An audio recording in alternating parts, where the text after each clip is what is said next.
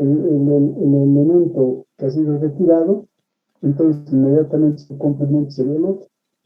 No hay problema, ¿entiendes? Siempre es así. No deja de. Perfecto. Gracias, Marita. Está muy, pero muy bien. Entonces, ahora dice aquí los ARN regulatorios, que no le hemos dado mucha importancia. ¿Se acuerdan ustedes? Aquí nos ha hablado de que existe un ARN regulatorio. Aquí está, los ARN regulatorios. A ver, leemos un poquito esto para que no quede la información a medias. ARN regulatorios. ¿Listo? Entonces, queremos algo que nos ayude a mirar esta cosita para que la información esté completita. ¿Listo? Muy bien. Entonces, pedimos por favor a Vázquez Noemí. Presente. Eso, señorita, caramba, qué bien. Entonces, vean, es un poquito largo esto. Ojalá que no sea cansador, no sea molesto. Así que usted ayúdenos. Los ARN regulatorios, miRNA y cRNA, algunos tipos de ARN no codificantes, ARN que no codifica proteínas, ayudan a regular la expresión de otros genes. Tales moléculas de ARN pueden llamarse ARN regulatorios. Por ejemplo, los microARN, conocido popularmente como miRNA, y los ARN pequeños de interferencia o cRNA son pequeñas moléculas de ARN regulatorio de aproximadamente 22 nucleótidos de largo, se unen en moléculas ARNM específicas con secuencias parciales o totalmente complementarias y reducen su estabilidad o interferencia con su traducción y así proporciona a las células de una manera de reducir o ajustar finamente la concentración de estos ARNM. Estos son solo algunos ejemplos de muchos tipos ARN no codificantes y regulatorios. Los científicos todavía están descubriendo nuevas variedades de ARN no codificantes. Excelente, señorita. Entonces, este es un temita que está en investigación, es un temita que todavía sigue en descubrimiento. Nosotros lo dejamos ahí, pero sabemos que también va a haber entonces un tipo de ADN que va a corregir. Es un ADN que está ahí para modificar. Entonces, seguramente va a tener otras implicaciones en algún momento. Ahora están en plena investigación. Es algo nuevo que está apareciendo y lo dejamos ahí. Muy bien. Aquí ustedes ven en resumen las características del ADN y del ARN, que me parece que ya está sobrando. Ustedes dominan esto, así que lo pasamos. Y entramos en el tema de la gametogénesis. Este ya nos tiene. Entonces, empezaremos adecuadamente. Yo voy a insistir con ciertos términos y vamos a continuar rápidamente. Entonces, Sierra Helen. Por favor, señorita Sierra Helen. Ya, doctor. ¿Sí me escucha? Ya. Doctor, es el proceso mediante el cual de las células germinales experimentan cambios programáticos y metodológicos en preparación para la función durante este proceso. Por favor, no lo he escuchado bien esto. Cambios cromosómicos y morfológicos en preparación. Señorita, cromosómicos. Cromosómicos. Los cromosomas. Esto es importantísimo que usted lo tenga bien cimentado. Cromosómico. Los cromosomas son los orígenes de la herencia. Sí, lo estoy ahora sí. Y morfológicos en preparación para la fecundación durante este proceso a través de la fecundación. Fecundación. Durante este proceso, a través de la meiosis, reduce la cantidad de cromosomas del número diploide 46 a 2, el número haploide de 23 a 1. La maduración de los cromatos se divide en dos, ovogénesis y espermatogénesis. Gracias, señorita. Muy bien. Entonces, fundamentalmente para que exista la ovogénesis y la espermatogénesis, tenemos que haber pasado por el proceso de lo que viene a ser la meiosis. La meiosis es lo que ha permitido que las células estén preparadas para entrar a lo que es la gametogénesis.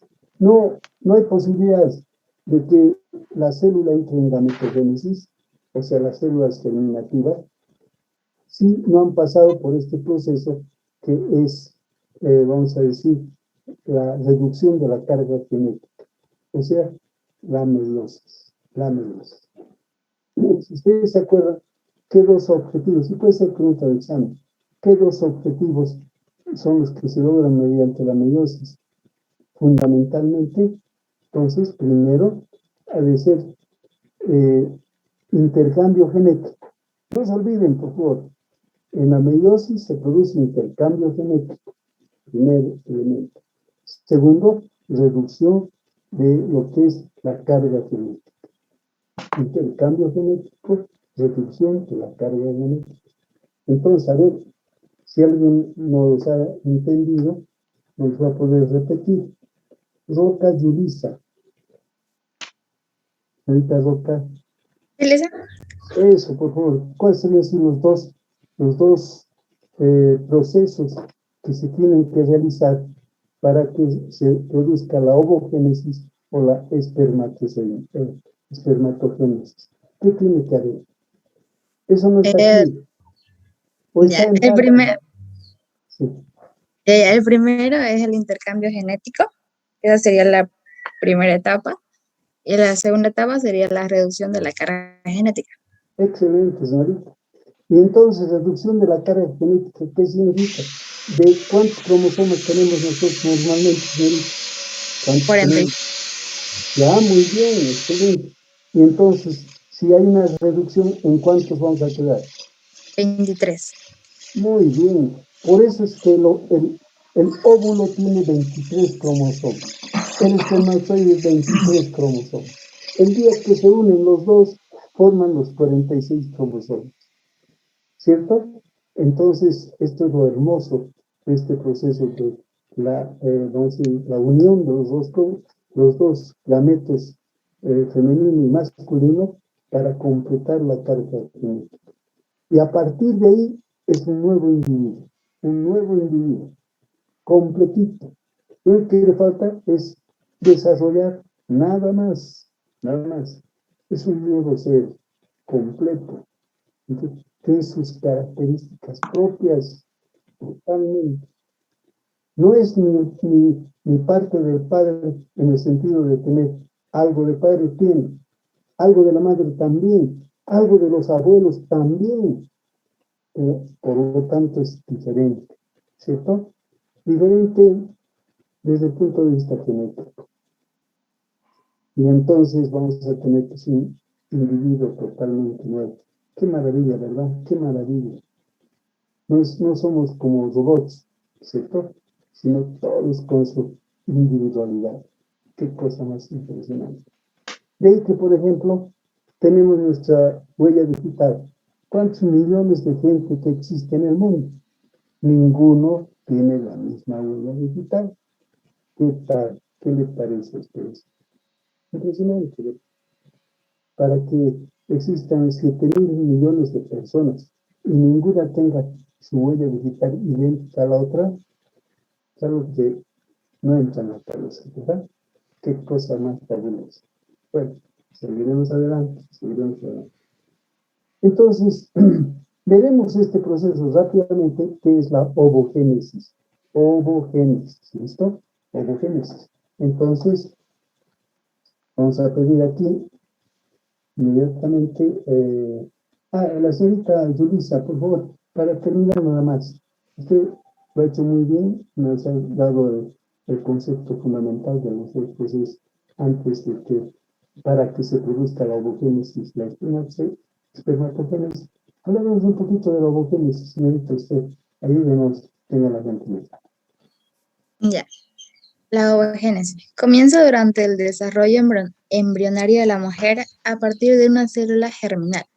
La ovogénesis comienza en el ovario y finaliza en las trompas de falopio si hay fecundación. En primer lugar, las células germinales del ovario sufren una división celular mediante mitosis, dando lugar a las ovogonias. Ovogones. Perfecto, señorita, le agradezco muchísimo. Entonces, el primer proceso, vamos a tener que, este proceso está identificado con las ovogonias. Ovogonias.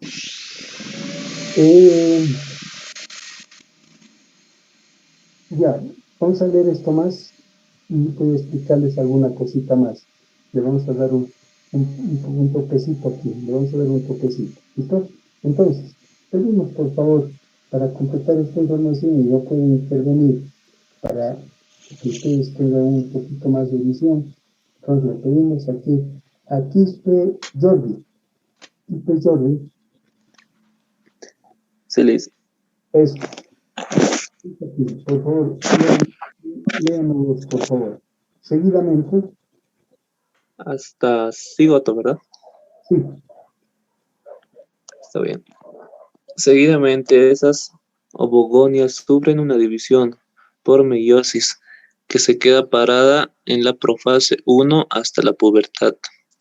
Esta célula se le llama ovocito primario y sigue siendo diploide. El ovocito primario, por su parte, sufre una segunda meiosis que se detiene en profase 2 hasta que se produce la fecundación. Esta célula es un ovocito secundario, célula haploide. Él es liberado en la ovulación y tiene un aspecto muy similar a la de un óvulo maduro. Minutos después de la fecundación, se completa la segunda meiosis y estamos ya en un óvulo maduro, capaz de unir su ADN con el del espermatozoide para generar el cigoto. Muy bien. Entonces, en la última etapa, miren qué interesante, ¿no es cierto? Es cuando recién, en la última etapa, cuando termina su proceso de meiosis, el ovocito va a terminar su proceso de meiosis y se va a transformar en un óvulo maduro.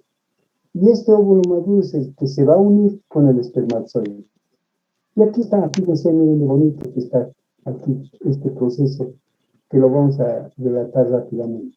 Aquí tenemos el ovocito primario, como nos han dicho y han leído ustedes, muy, que es, además, aquí es mitosis, no es meiosis, aquí es mitosis, ¿sí?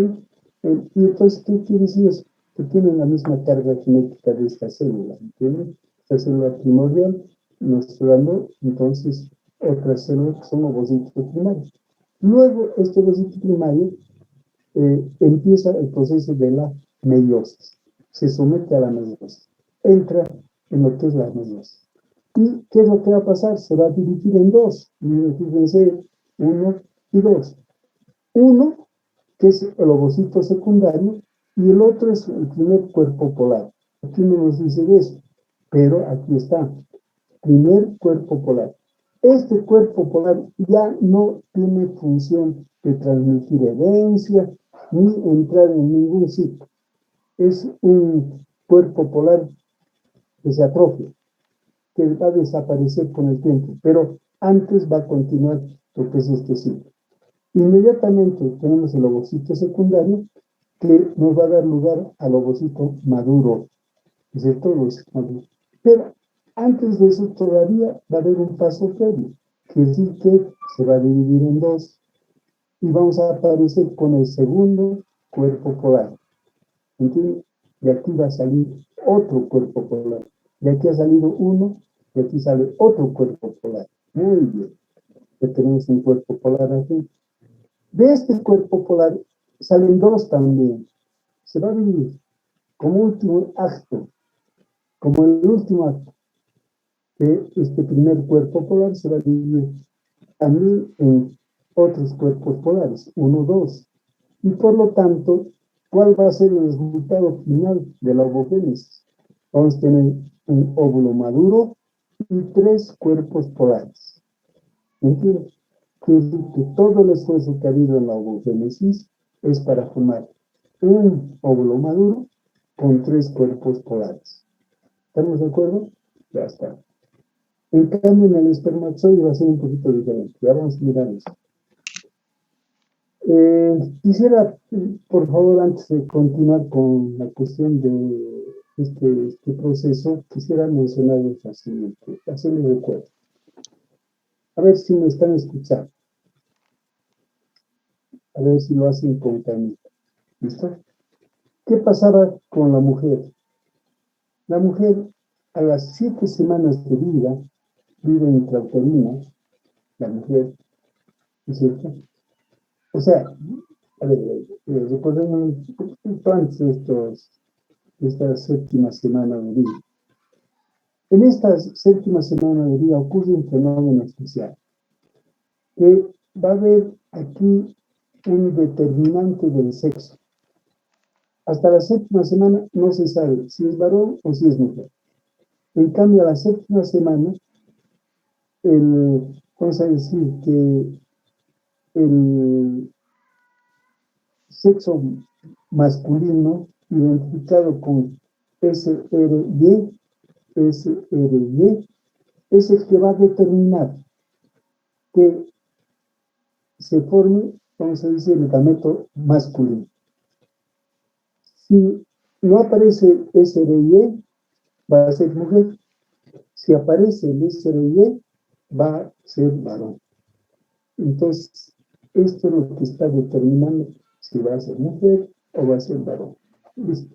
Ahí lo dejamos. Ojalá me quieran escuchar. Séptima semana de vida. Muy bien. Solamente que no se puede determinar la séptima semana. Se puede determinar a las 20 semanas mediante ecografía.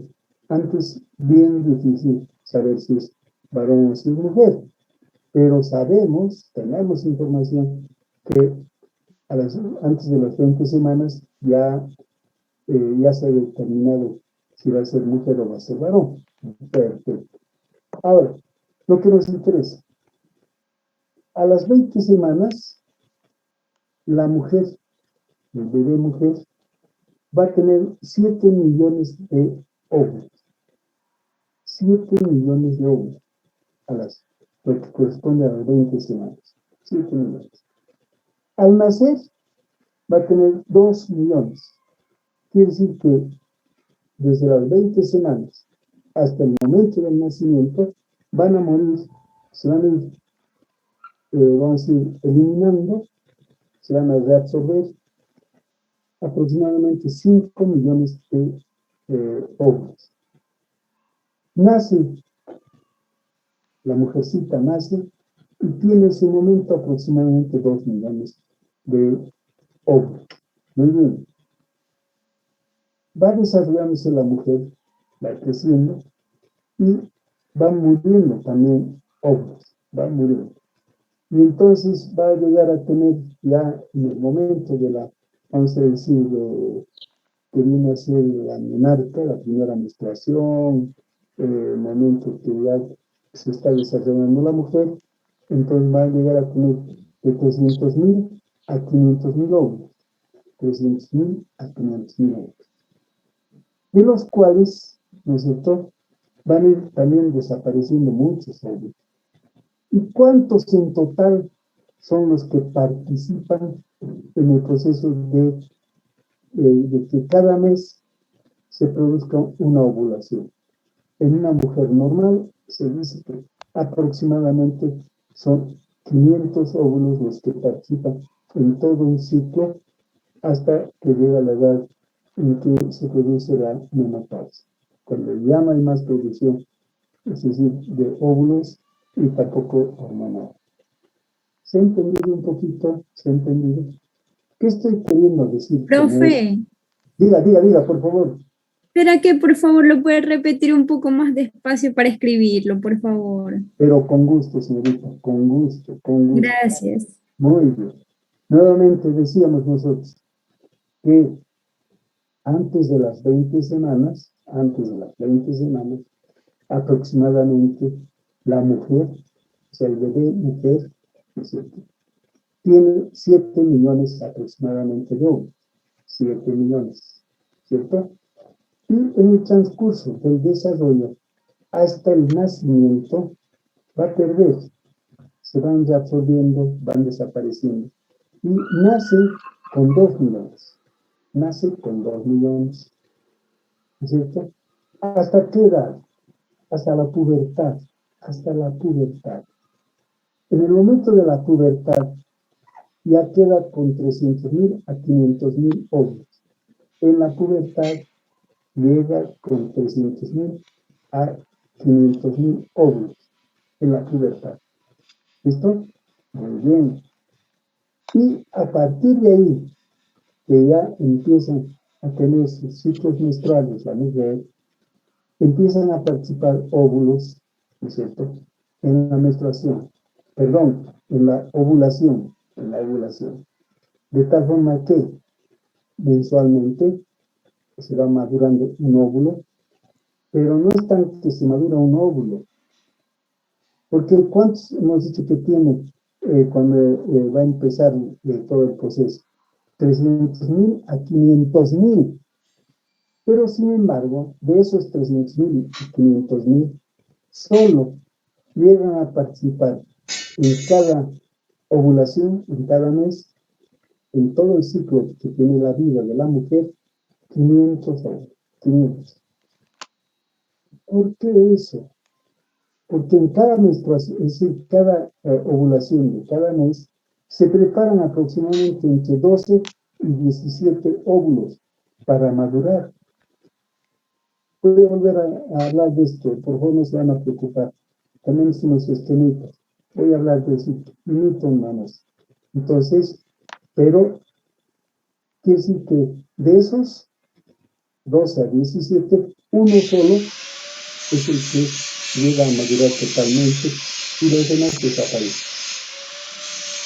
¿Sí? Entonces, uno solo es el que va a dar lugar a un óvulo maduro que llega a salir, ¿no es cierto? Y es el que puede o no encontrarse con el espermatozoide según tenga o no tenga relación. Bueno, lo dejamos ahí. Espero que... Doctor, una pregunta. Diga. ¿En la menopausia ya no hay más óvulos en el ovario? Ya no hay más. Excelente la pregunta. En el momento de la menopausia, por eso ya es la menopausia, que sí, que ya no hay más óvulos, ya no hay más. Y al no haber óvulos, señorita, vamos a ver, y les voy a mostrar ese esquemita, por favor, que sí, que ya no se van a producir hormonas. Porque gracias a que se están produciendo los óvulos, están madurando los óvulos, hay una parte en el ovario que se llama la teca. Son unas células especiales que forman los estrógenos, la progesterona. Esos elementos que hacen que la mujer tenga las características y prácticamente esté teniendo esos caracteres especiales para no estar en lo que es menopausia. Es decir, cuando ya no hay óvulos, deja de producir lo que es estrógeno, progesterona, la mujer entra en el climaterio, con un montón de trastornos, un montón de cositas que va teniendo la mujer por falta de esas hormonas. ¿Sí? Muy bien. Entonces, doctor, entonces el ovario ya no funciona, se podría decir. Se podría decir, perfectamente, se podría decir que el ovario ya no tiene una función específica de producir hormonas y de producir óvulos. Las dos funciones del ovario son producir hormonas y producir óvulos. ¿Listo? Me hice una pregunta. Siga. La cantidad de 500 que nos dijo óvulos que produce la mujer, No. sí, hasta la... Escuche, son 500 los que llegan a madurar, digamos. Eso es, los 500, bueno, bueno, mejor dicho, los 500 de estos se dividen para cada ciclo menstrual, así sería. No, escúcheme. En total, en la vida fértil de la mujer, desde los 12 años, vamos a ponerle, ¿ya? Desde los 12 hasta los 45 o hasta los 50 años, en todo ese lapso de tiempo, se han utilizado, el organismo de la mujer ha utilizado 500 óvulos en cada mes, o sea, en total, uno por vez, ¿cierto? Uno por vez. En cada mes un hito, ¿no es cierto? ¿Qué quiere decir eso? Si tenemos uno por mes que madura, estamos hablando, ¿no? Los que maduran son 12 por año. Entonces, usted calcula usted en el tiempo de vida de una mujer, y entonces son 500 aproximadamente que va a utilizar la mujer. Pero son los que utiliza, porque ¿cuántos maduran? En este proceso de maduración son 12 a 17 que están en la lucha, están queriendo madurar unos, ganarle al otro, ¿entiendes? Y uno solo es el que llega a madurar y los demás, listo, se atrofian. Ah, ya, listo, dicen. Pero, por eso dicen, dice que, pero serían... por eso dice que tenemos, es decir, la mujer más bien tiene, al iniciar el proceso, tiene de 300.000 a 500.000 óvulos. Y son utilizados solamente 500 en total. Ya. ¿Se está entendiendo un poquito?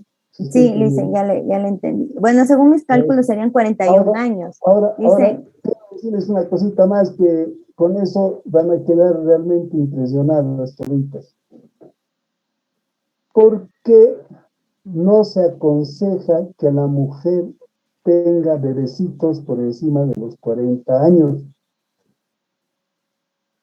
Porque tiene ya menos cantidad de óvulos. No. Sigan pensando. Porque los óvulos ya tienen edad. Exactamente. Esos óvulos tienen 40 años de vida. Esos óvulos han iniciado cuando todavía la bebecita estaba en el antro materno de su mamá.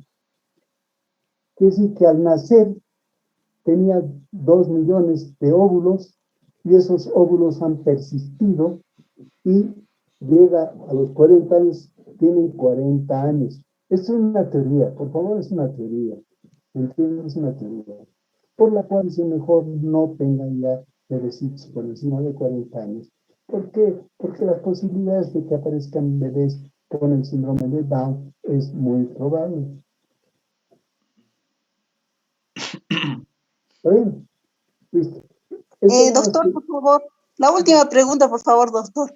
En nutrición básica 2 nos enseñaron que, por ejemplo, una abuelita le había dado leche a su nieto porque su hija había muerto. ¿Esto es posible, doctor?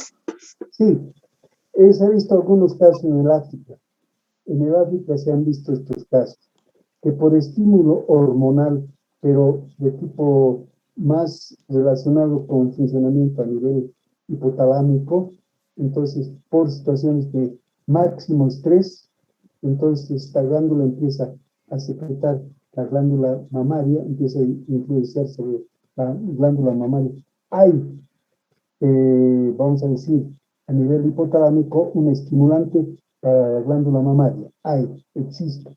Entonces es probable que esto esté influenciando para que esa glándula que se ha atrofiado un poco, vamos a decir, hasta que esa abuelita otra vez, esa abuelita, y bajo influencia muy fuerte a nivel hipotalámico, empieza a secretar. Entonces, se ha visto caso, o sea, no es raro. Sí, está muy bien, es aceptable. Bueno, espero que todas estas curiosidades nos sirvan para seguir investigando y sobre todo conociendo un poquito más, nada más. ¿También? Vamos ahora al otro lado, lo que es la espermatogénesis. Quiere decir que en el varón, la cosa cambia. Quiere decir que no es que el varón nazca con su cantidad de espermatozoides, no. Se empiezan a formar los espermatozoides en el momento de la pubertad. Tiene todo el equipo para la formación. ¿Entiendes?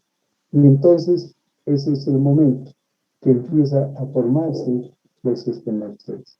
Entonces, por eso dice aquí, y vamos a pedir a alguien que nos los lea, ¿no es cierto? Porque si no, va a parecer que estoy, digamos, induciendo, sino que la información está ahí. ¿Listo? Entonces, pediremos, por favor, a la señorita Mejía Guzmán Sheila. Sí, Lice. Señorita Sheila. Espermatogénesis es el proceso de formación de gametos masculinos o espermatozoides a partir de una célula llamada espermatogonias.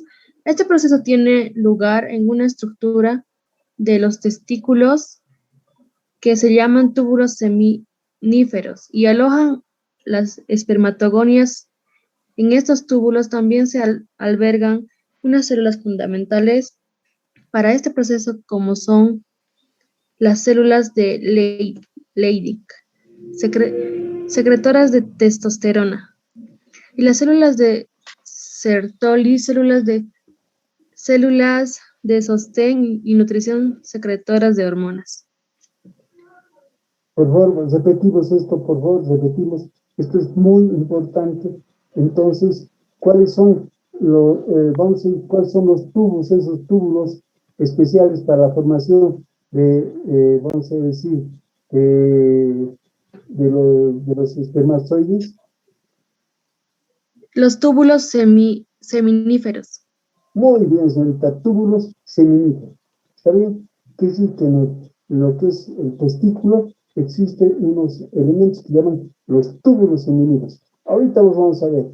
Tenemos una esquemita para que ustedes vean esta cosa. Y entonces tenemos los túbulos seminíferos. Pero también existen dos tipos de células. Por favor, graben esto, tienen dos tipos de células. Las células de Leydig y las células de Sertoli. Y estas dos, qué casualidad, son estimuladas por la LH y la FSH. No hemos mencionado hasta este momento. Son dos hormonas que estimulan a las células de Leydig y a las células de Sertoli. Las células de Leydig para la producción de testosterona. Las células de Sertoli para la producción de lo que viene a ser los espermatozoides y las hormonas. Eso, qué cosa. Muy bien. Ya está. Vamos a volver a insistir con esto, no se van a preocupar. Ahora sí, y aquí están las dos hormonas que están diciendo. Pero esto incluso vamos a hablar de repetir. Entonces vamos a pedir a alguien, ¿no es cierto?, que nos lea desde aquí hasta aquí. Entonces vamos a pedirle a alguien que nos lea esa partecita. Que para que no sea tan difícil, lo vamos a dividir en estas dos partes. Listo. Entonces, García Camila. Señorita García. ¿Nos ha abandonado? Rufino, Catherine. Sí, doctor. Eso, señorita. Qué bien. Señorita. Gracias. ¿Leo? Ya. Este proceso tiene lugar durante la pubertad, pues es cuando los túbulos ya están diferenciados. Si bien en el momento del nacimiento ya alojan células germinales primordiales, aunque aún son estructuras inmaduras. La duración de este proceso se calcula alrededor de entre 64 y 72 días y está muy controlado hormonalmente, siendo a nivel superior controlada por la secreción de GnRH, ahí está, hormona liberadora de gonadotropina por el hipotálamo, que provoca que la hipófisis libere LH, que es la hormona luteinizante, y la FSH, que es la hormona foliculoestimulante. Muy bien, señorita, que es un poquito difícil, ¿verdad? Por primera vez uno escucha esto y es difícil hasta de leer. Y entonces tenemos aquí la LH. Entonces, primera hormona llamada LH. Y que es la hormona luteinizante. LH por eso viene con L. Luteinizante. FSH, hormona, como por eso que empieza con F. Folículo estimulante. Muy bien. Y esta folícula estimulante tiene mucho que ver con el folículo en el óvulo. El óvulo va a estimular a que se produzca el óvulo. Muy bien. Ahora, continuamos, por favor, continuamos. Lo han hecho muy bien la señorita, nos ha leído excelente. Ahora, ¿qué dice aquí? A su vez, la LH influye en las células de Leydig para que se secrete testosterona. Entonces, nunca se olviden, células de Leydig para secreción de testosterona. Entonces, Leydig, testosterona. Muy bien. Y la FSH, entonces la FSH aquí está, ¿sí? La FSH, para actuar sobre las células de Sertoli. Estas son las que van a producir, ya no FSH, sino, o sea, ya no testosterona, sino lo que son los espermatozoides. Muy bien. Ahora, en primer lugar, las células germinales del epidídimo sufren una división celular mediante la mitosis, dando lugar a espermatogonios. Seguidamente, las espermatogonios sufren una división por meiosis y algunas ligeras modificaciones generan los espermatocitos primarios. Ahorita vamos a ver algunos ejemplos. Cada uno de estos espermatocitos primarios sufre una segunda meiosis, que resulta en la formación de dos espermátidos, células haploides que tienen un aspecto muy similar a la de un espermatozoide. Finalmente, los espermátidas sufren una serie de modificaciones que sirven para que el espermatozoide pueda moverse y fecundar al óvulo de una forma más eficaz. Y aquí tienen este proceso, ahí está, espermatogonia, está. Aquí tenemos meiosis todavía, mitosis todavía, mitosis debe ser aquí, ¿no? Entonces se divide, y luego tenemos ya meiosis, ¿no es cierto? Porque aquí está dividido en dos, esta se divide en dos, esta en dos, y estas espermátidas nos van a dar lugar a los espermatozoides, que son células especiales. ¿Por qué? Porque ha cambiado su conformación de, vamos a decir, aparece como una especie de cabecita donde tiene solamente la carga genética y una cola, que es la que me impulsa para moverse y trasladarse y subir al encuentro del óvulo. ¿Entiendes? Entonces ahí está. Y si ustedes se fijan bien, de una se forman cuatro. ¿No es cierto? Cuatro. En el otro, ¿se acuerdan ustedes? Que tenemos el óvulo, de un óvulo se forma otro óvulo y tres cuerpos polares. De tal manera que de uno se va a formar un solo óvulo. En cambio aquí vamos a tener que se forman cuatro espermatozoides. Con una sola primera espermatogonia se forman cuatro espermatozoides. Por eso es que es la gran cantidad y la gran diferencia de vamos a decir, de espermatozoides. Son millones de espermatozoides que se producen para alcanzar, para llegar hasta lo que es el óvulo que está en los conductos, en los trompos de falopio, ¿no? Veremos aquí. Lo segundo que hay que tener en cuenta es que los espermatozoides que acaban el proceso y abandonan la pared del túbulo seminífero mediante movimientos contráctiles de la cola hacia la luz del túbulo, pasan al epidídimo, donde adquieren su movilidad completa.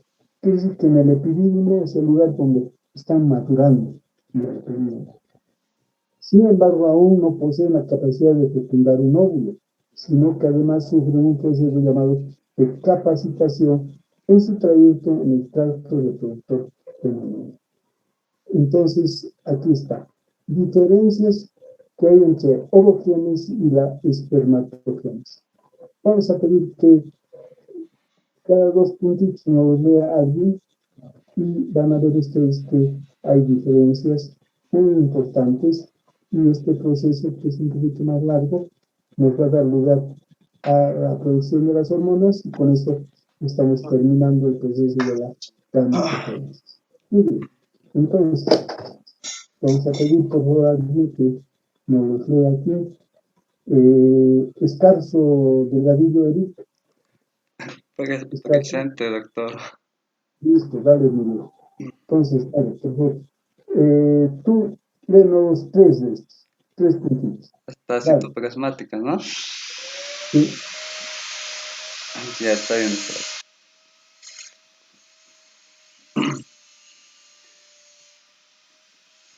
La diferencia es que la ovogénesis es un proceso que tiene lugar en el ovario, mientras que la espermatogénesis tiene lugar en los testículos.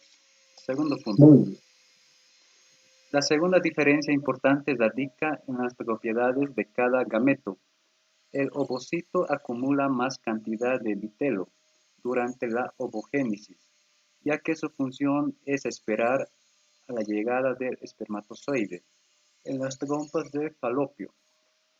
En cambio, el espermatozoide reduce al máximo su citoplasma, genera estructuras para la motilidad y enzimas para eliminar las barreras que protegen al óvulo y que hacen más difícil su fecundación. Tercer punto, durante la ovogénesis el óvulo aparece rodeado de numerosas capas y membranas que tienen diferentes funciones. Protección mecánica, protección frente a fecundación por más de un espermatozoide, etc. Estas capas, además, van apareciendo y desapareciendo durante su maduración. En el caso del espermatozoide solo se rodea de una membrana, la membrana citoplasmática. Muchas gracias. Perfecto, muy bien, muy bien. Entonces, quizás algo que vamos a recapitular sería solamente esto, ¿no? De que el ovocito, o sea, lo que sale de lo que es el óvulo en sí, tiene una gran cantidad de vitelo. ¿Qué es el vitelo? Es la sustancia alimenticia, es los nutrientes.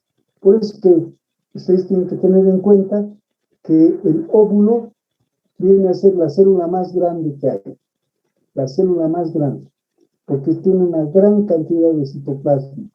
Tiene fundamentalmente la carga genética, ¿no es cierto? Pero tiene gran cantidad de, entonces, de nutrientes.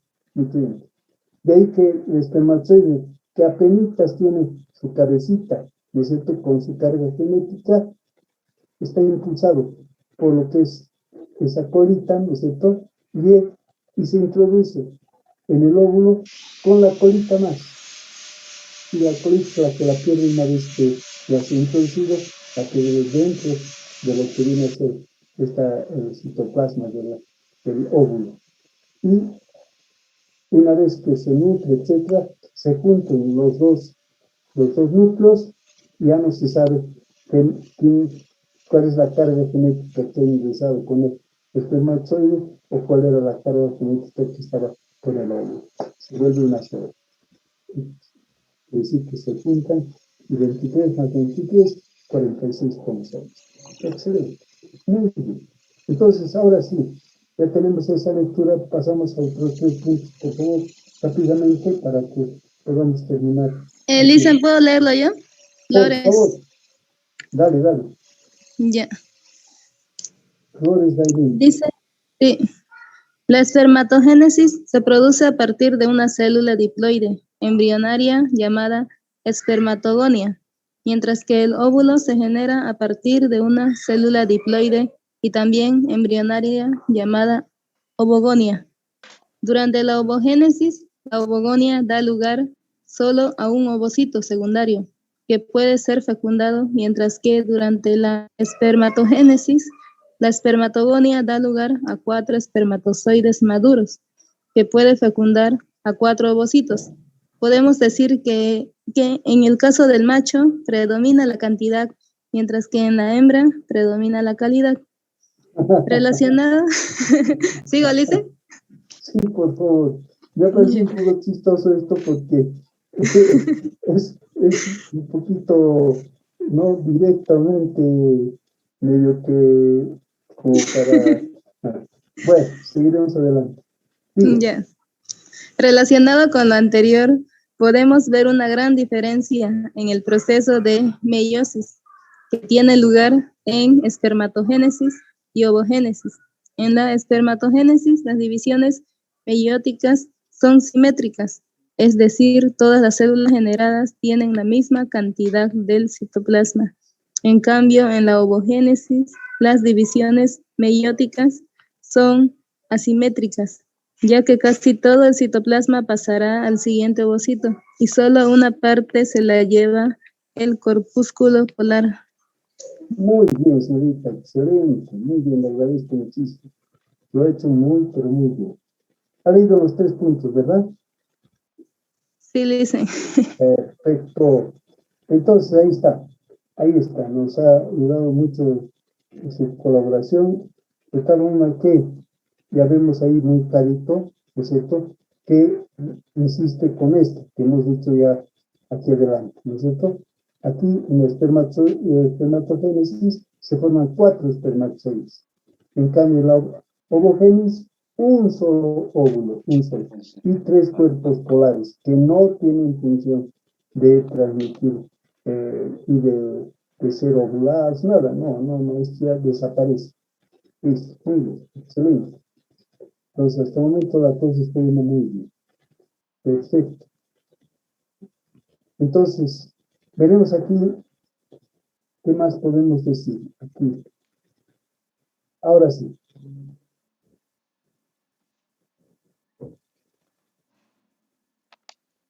Ya.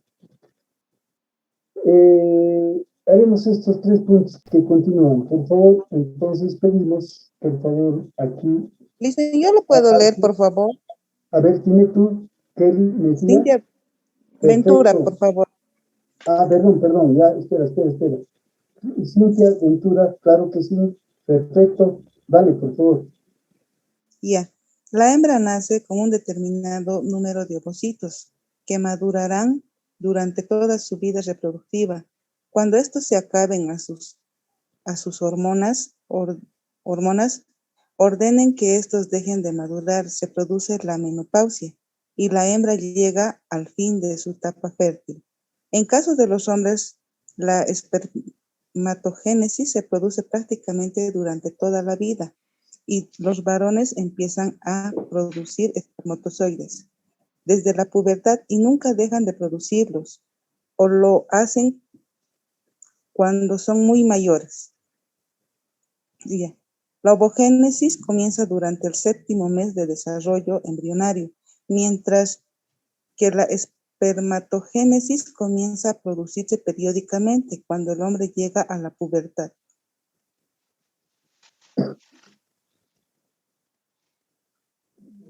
Y el tercer punto. Ya. En la ovogénesis observamos 2 periodos de latencia, mientras que la espermagénesis es un proceso continuo en el que no hay paradas. El primero de ellos, llamado dictiotena, comienza durante el desarrollo embrionario y no se finaliza hasta no llegar a la pubertad. El segundo se produce en cada ciclo menstrual y es aquel en el que el ovocito secundario se detiene su división en la metafase de la segunda meiosis, metafase 2, y es expulsado mediante el proceso llamado ovulación. Muy bien, excelente. Excelente, señorita. Miren, ha remarcado lo que hemos dicho, ¿verdad? Que prácticamente en el 7º mes de desarrollo es prácticamente donde, hemos dicho, se va a definir la situación del sexo del futuro bebé, ¿no es cierto? Le hice una pregunta. Diga. Sí, tal vez hay algún método por el cual comprobar la calidad del óvulo, digamos, para ver si es apto para la fecundación y eso. Ya. Voy a darle respuesta con lo siguiente. Usted sabe que ahora se están haciendo las fertilizaciones in vitro. Fertilización in vitro. ¿Sí? Se están usando hormonas hormonas estimulantes especiales para que el óvulo produzca óvulos, es decir, el ovario produzca óvulos, en condiciones ideales, con mayor cantidad, digamos así, de óvulos, y se puedan conseguir 4, 5, 6 óvulos, ¿no es cierto? Y que estos van a ser reinstalados o incluso in vitro,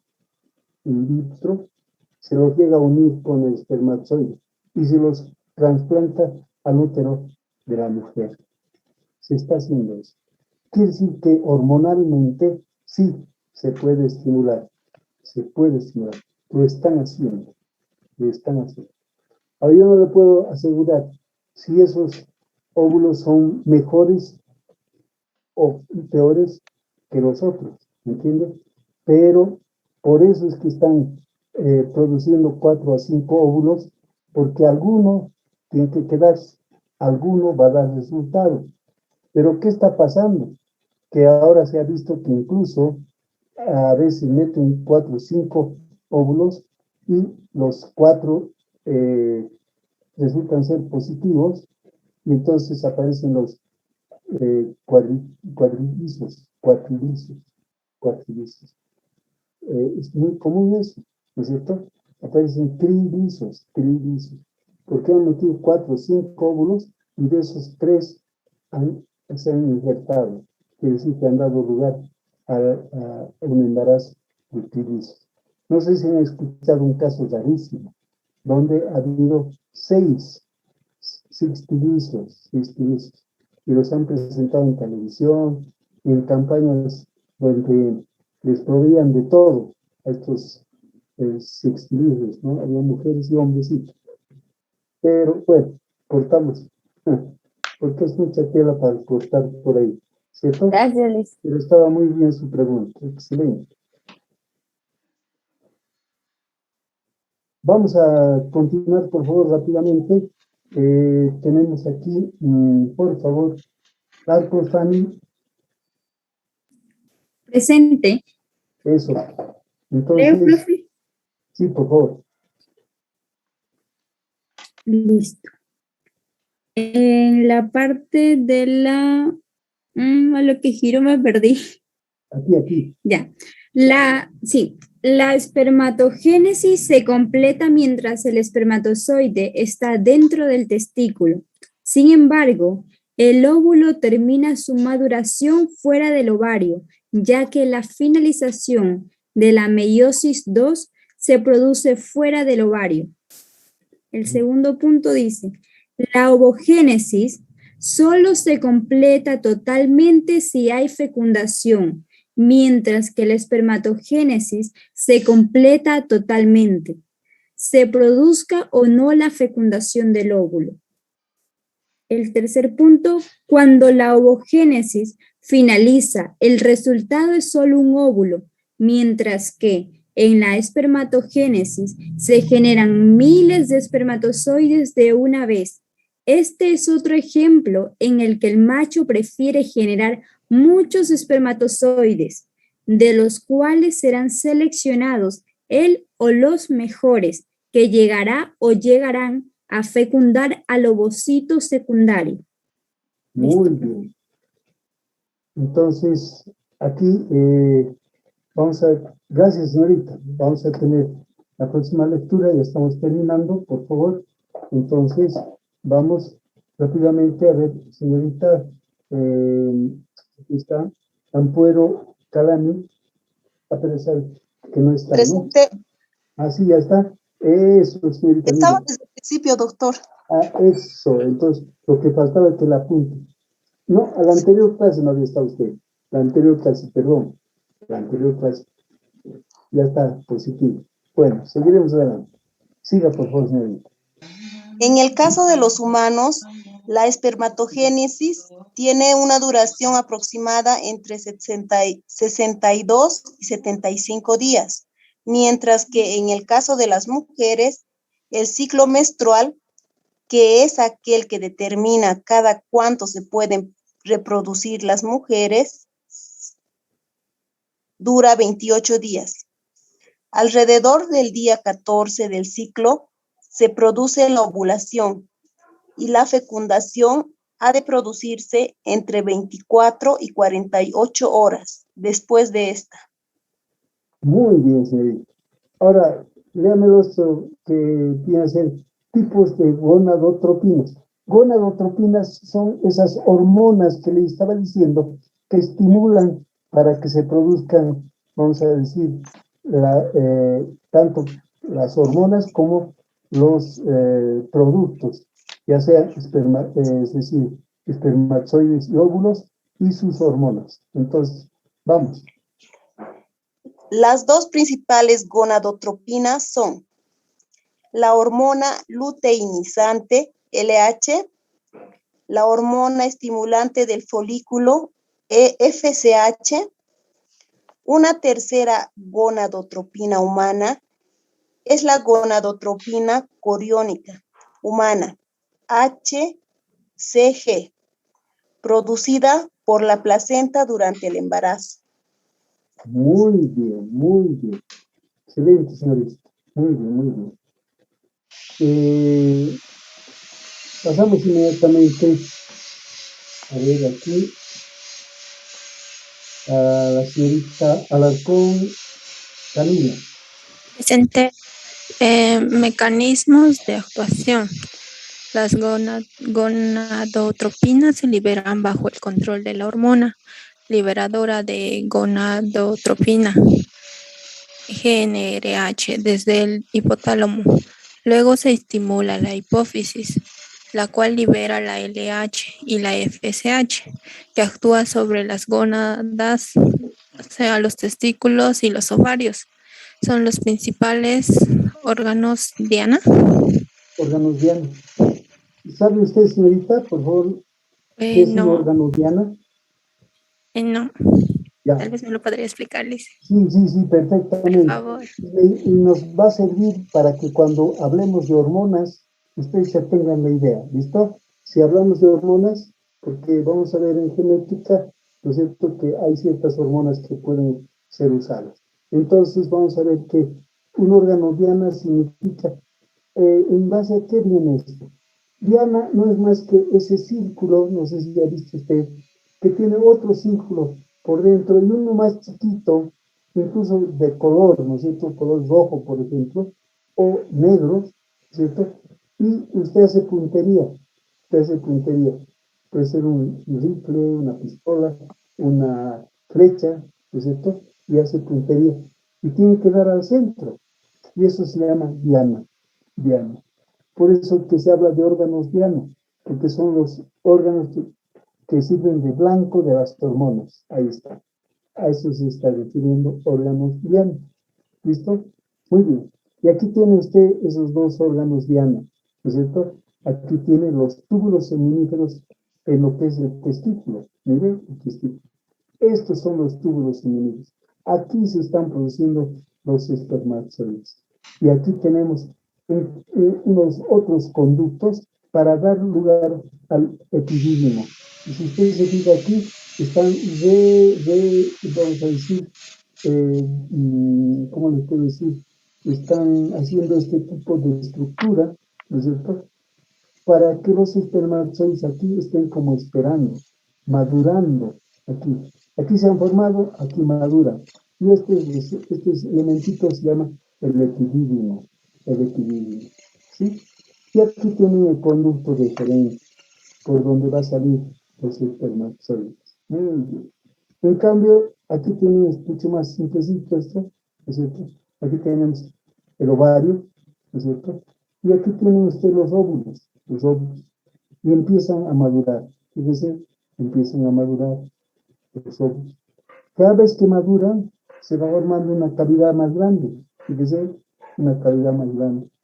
Y hay unas células especiales, fíjense, un montón de células aquí que están rodeando a este óvulo, al óvulo. Miren, primero el óvulo está aquí, después el óvulo está aquí, pero hay una cantidad de células que van rodeando prácticamente al óvulo y al final el óvulo sale. Miren, va a salir el óvulo. Y el óvulo se va a llamar ya folículo de Graf, folículo de Graf, que es el momento en que este óvulo ya está maduro, sale. ¿Y qué ha pasado? Miren, fíjense aquí, este tejido que ha quedado se transforma en esto. Fíjense, y este tejido es el que va a formar hormonas, empieza a formar hormonas. En todo el tiempo, este tejido que está rodeando el óvulo es el que va a dar lugar a la presencia de hormonas. Y estas hormonas son las que nos van a servir para que este proceso continúe o se quede, ya no siga adelante. Y va a depender si este óvulo se encuentra o no con el espermatozoide a este nivel, la trompa de Fallope. ¿No es cierto? Aquí tenemos la trompa. Este es el lugar ideal para que se encuentre. El tercio externo de la trompa es el lugar ideal para que se encuentre en el óvulo con el espermatozoide y se produzca la fecundación. Entonces ahí está. Bueno, con esto ya vamos a terminar, así que por favor, justo vamos a tener la participación de la señorita Aguilar Samira. Presente. Eso, señorita. Entonces, por favor, usted le ha tocado ver estos dos y con eso vamos a terminar. Ok. Los testículos son glándulas que producen hormonas y espermatozoides. La hormona que producen los testículos es la testosterona.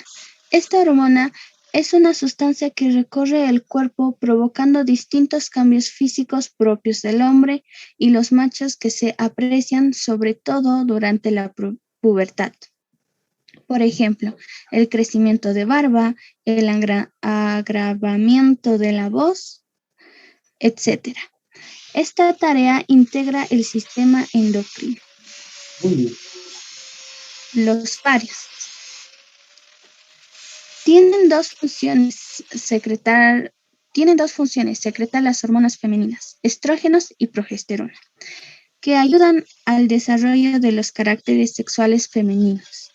Liberar el óvulo cada mes durante la vida reproductiva.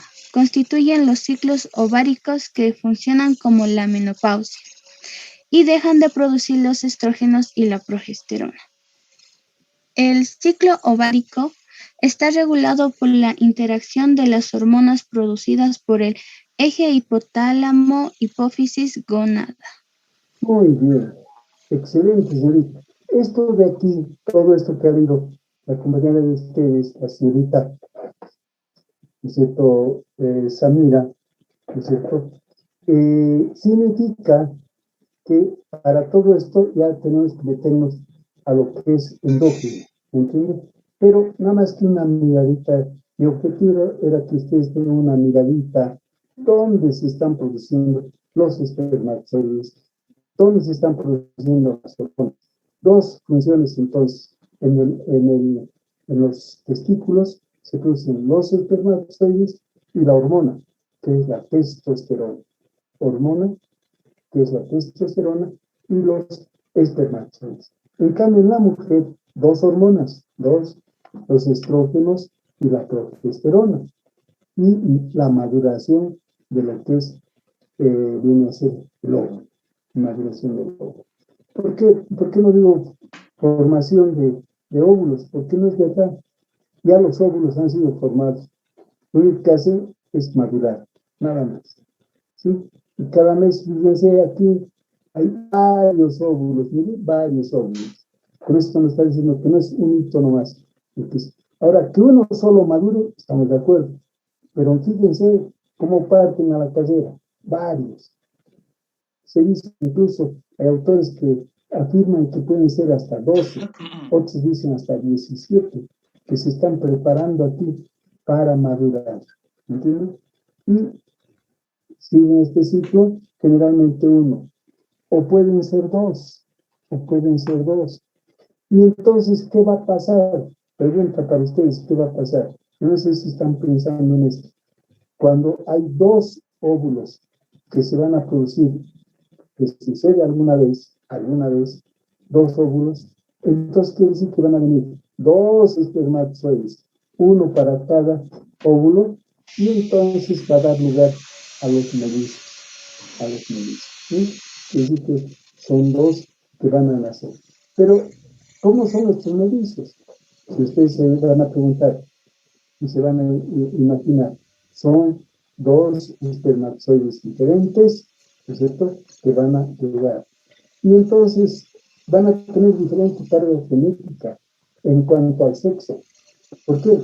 Porque uno de ellos puede estar llevando X, ¿no es cierto?, y el otro puede estar llevando Y. La mujer no tiene problema, porque la mujer siempre va a llevar XX. Y quiere decir que, va a decir que entonces al juntarse X con Y va a ser varón, al juntarse X con X va a ser mujer. Entonces, estos mellizos pueden ser hombre y mujer, ¿cierto? Muy bien. Pero hay un fenómeno especial, que si quieren lo identificamos ahora, ¿no? Un fenómeno especial. Me quedan unos minutitos.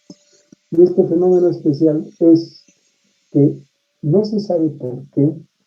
Ustedes van a ver que en el trayecto de esta trompa hasta llegar para anidarse en el útero, en el trayecto de esta trompa, una vez que se ha unido el óvulo con el espermatozoide, empieza el proceso llamado del cigoto, el cigoto, ¿no es cierto? Entonces aquí está, donde está, en algún momento estaba por aquí, el cigoto, se forma el cigoto. ¿Qué es el cigoto? O huevo. ¿Y ese huevo cómo se va a formar? Quiere decir que se va a dividir primero uno y en uno. Hay una división del cigoto. Este huevo se empieza a dividir. Primero en 2, después en 4, después en 8, después en 16, en 32 células, así se va dividiendo. Se va formando como una mórula, el estadio de mórula, ¿sí? Pero, escuchen bien lo que voy a decir. Cuando empieza a dividirse, se divide en 2, a veces sucede que de esta división se independizan. Miren, qué cosa impresionante. Y no se sabe exactamente por qué. Se independizan. Uno a un lado, otro a otro lado. Y de cada uno de estos se van a generar todo completito. Quiere decir que 2 individuos. ¿Cómo van a ser estos individuos? Pregunta para ustedes. A ver, ¿quién nos responde? Iguales, Gemelos. idénticos. Idénticos, gemelos, totales. Idénticos. Quiere decir que lo único que les queda, si son, si han entrado el espermatozoide, ha llevado la Y, ¿no es cierto? Entonces, los 2 van a ser masculinos, los 2, y son idénticos. Incluso hay autores que son tan exagerados que dicen que es probable que tengan la misma huella digital. Falta eso comprobarse. Pero lo demás, idénticos. Y entonces, esto es lo que se llama la presencia de estos gemelos. ¿Sí está bien? En cambio, los mellizos no. Los mellizos son 2 óvulos diferentes con sus 2 espermatozoides. En cambio, en la ecuación de los mellizos, es un solo óvulo, un solo espermatozoide, que en la primera división se dividen y dan lugar a 2 nuevos individuos. ¿Qué bien? Bueno, ¿se ha entendido? Bueno, espero que se entienda mejor esta cuestión de la ovogénesis espermatozoides. ¿Está bien? Esto es lo más importante. Espermatogénesis, 4 espermatozoides. En cambio, en la ovogénesis, un solo óvulo. Listo, ya está. Bueno, madúrenlo, véanlo. Si quieren hacer alguna pregunta a la próxima clase, estamos dispuestos a compartir con ustedes. Mientras tanto, cuídense mucho y nos vemos